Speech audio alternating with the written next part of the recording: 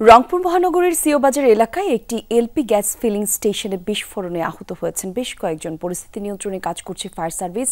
আর এই বিষয়ে আরো বিস্তারিত তথ্য আমরা জেনে নেব সহকর্মী সরকার মাজহারুল মান্নানের কাছ থেকে।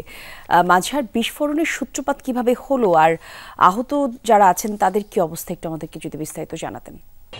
কলিজের তথ্যটি যদি দিতে চাই, যারা হাসপাতালে আছে তার মধ্যে বার্ন ইউনিটে 10 জনকে ভর্তি করা হয়েছে এবং সেখানে একজনের মারা যাওয়ার খবর আমাদের কাছে আছে।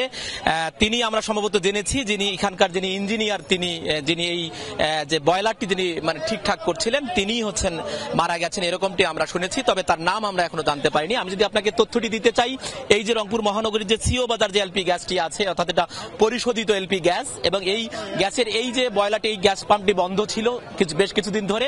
এটি চালু করা হবে সেজন্য যে তাদের যে ট্যাঙ্ক অর্থাৎ কূপটা ছিল, যে বয়লারটি ছিল, সেই বয়লারটি ঠিকঠাক করা হচ্ছিল এবং এখানে ওয়েল্ডিংও করা হচ্ছিল।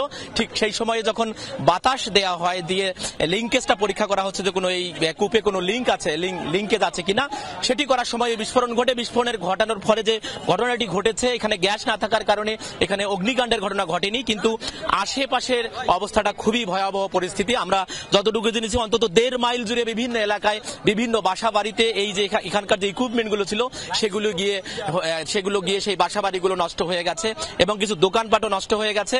এবং ফায়ার সার্ভিস যেটি বলছে যে ক্ষয়ক্ষতিটা কি পরিমাণ হয়েছে সেটি এখন পর্যন্ত তারা নিশ্চিত করে বলতে পারছে না। তবে গ্যাস না থাকার কারণে একটি বড় ধরনের বিপদ থেকে রক্ষা পেল, এ ধরনের কথা তারা বলছেন। এবং এখানে সেনাবাহিনী এবং জি, ধন্যবাদ আপনাকে মাজহার।